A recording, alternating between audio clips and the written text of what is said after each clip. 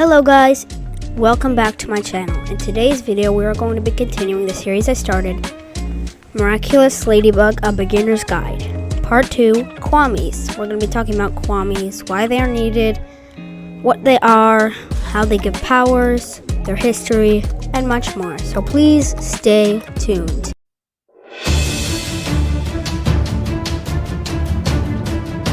If you are new or even a veteran to the Miraculous LadyBug series, you'll know about those creatures that fly around and give superpowers to the superheroes, or supervillains in some cases. They're called Kwamis. And basically, they're just like little creatures with like a very, very overlarge head, and somehow they still manage to fly with that head. Well, magic, so, it makes sense. But anyways, basically, they're just like creatures who give powers, and they all live in a certain object. For example, Tiki, who's the Kwami of creation, she lives in the Ladybug's earrings, and those earrings is if you wear them, and the Kwami comes out of the earrings, and that's where the Kwami lives in. Now, mainly the Kwami would live in the Miracle Box with the Miraculous in the Miracle Box.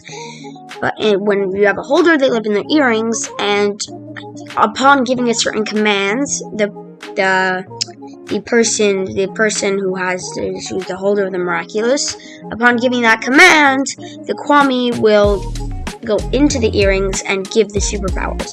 Now, Kwamis are highly needed. Without the Kwamis, they wouldn't have the superpowers, they'd have the Miraculous. The Kwamis are what source the power. Kwamis used to be, let's say, divine beings. Like they were like spiritual forms. They weren't physical forms, and humans couldn't really see them. And basically, there was a ancient Chinese person who managed to make these Miraculous, the Kwamis, a physical form in order for them to be and harness their superpowers. Because when they were in a spiritual form, their superpowers were too much, like the extinction of dinosaurs by Plague, who used this cataclysm, and it went too far because he didn't have any holder to possess it. When you have a holder that could channel the powers through human capabilities, then it's different. So that's how the Miraculous are made, and that's really just why Kwamis are needed. Okay? Tiki, the Kwami of creation, inhabits the wearer's earrings for them to transform into a Ladybug-themed superhero. The Kwami of destruction inhabits the wearer's ring for them to transform into a cat-themed superhero. His name is Plague. Nuru, the Kwami of transmission, inhabits the wearer's locket brooch for them to transform into a butterfly-themed superhero. Ways, the Kwami of protection, inhabits the bracelet for them to transform into turtle-themed superhero. Tricks, the Kwami of illusion, inhabits the wearer's necklace for them to transform into a fox-themed superhero. Pollen, the Kwami of action, inhabits the wearer's hair comb for them to transform into a bee-themed superhero. Dusu, the Kwami of emotion, inhabits the wearer's brooch for them to transform into a peacock-themed superhero. Mulo, the Kwami of multiplication, inhabits the wearer's pendant necklace for them to transform into a mouse-themed superhero.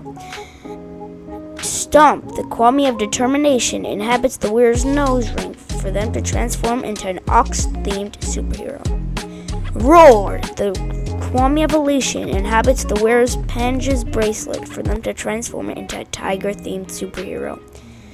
Fluff, the Kwami of evolution, inhabits the wearer's watch for them to transform into a rabbit-themed superhero. Long, the Kwami of perfection, inhabits the wearer's choker for them to transform into a dragon-themed superhero. Sass, the Kwami of intuition, inhabits the wearer's Arbos bracelet, them to transform into a snake-themed superhero. Kalki, the Kwami of migration, inhabits the wearer's glasses for them to transform into a horse-themed superhero. Ziggy, the Kwami of passion, inhabits the wearer's hair clips for them to transform into a goat-themed superhero. Shupu, the Kwami of derision, inhabits the wearer's circlet for them to transform into a monkey-themed superhero. Bark, the Kwami of adoration, inhabits the wearer's collar for them to transform into a dog-themed superhero. Oriko, the Kwami of Pretension, inhabits the wearer's thumb ring for them to transform into a rooster-themed superhero. And last but not least, Daisy, the Kwami of Jubilation, inhabits the wearer's pearl anklets for them to transform into a pig-themed superhero. Marinette Dupang Cheng, LadyBug, holder of the LadyBug Miraculous. Adrian Agreste, Cat Noir, holder of the Black Cat Miraculous. Nino Lahif, Carapace, holder of the Turtle Miraculous. Alia Cesar, Rena Rouge, holder of the Fox Miraculous. Gabriel Grest, Hawkmoth, Shadowmoth, or Monarch, holder of the Butterfly Miraculous. Zoe Bourgeois, Vesperia, holder of the Bee Miraculous. Felix Fathom, Argos, holder of the Peacock Miraculous. Milen April, Polymouse, holder of the Mouse Miraculous. Ivan Bruel, Minotaurx, holder of the Ox Miraculous. Julika Kufane, Purple Tigress, holder of the Tiger Miraculous. Alex Kudel, Bunix, holder of the Bunny Miraculous. Kagami Sarigi-san, Royiko, holder of the Dragon Miraculous. Luca Kufane, Viperian, holder of the Snake Miraculous. Max Conte, Pegasus, holder of the Horse Miraculous. Kim, King Monkey, holder of the Monkey Miraculous. Nathaniel Kurtzberg, Capricid, holder of the Goat Miraculous.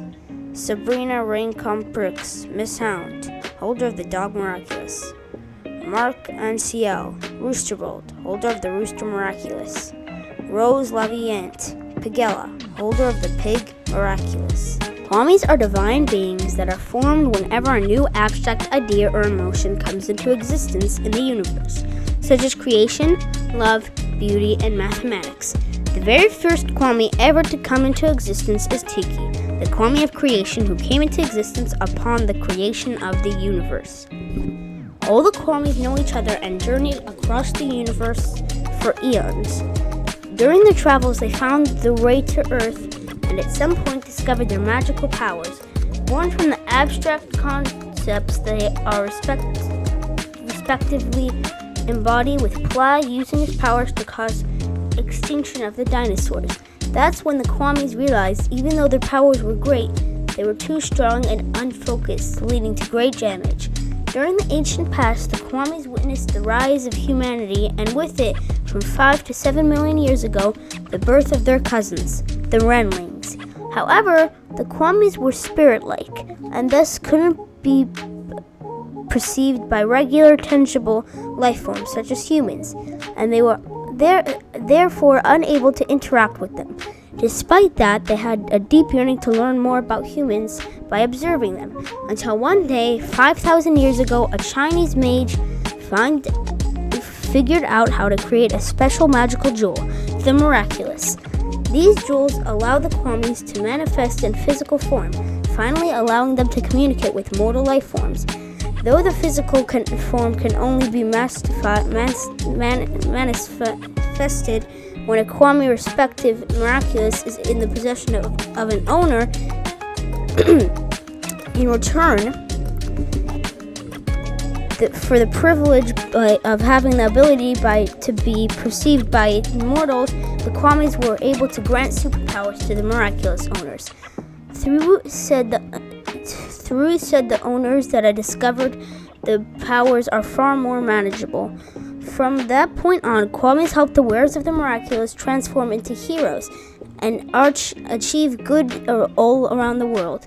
There were incidents where they became stuck with villainous owners and were forced to help them with their diabolical schemes. Due to being bound to the Miraculous,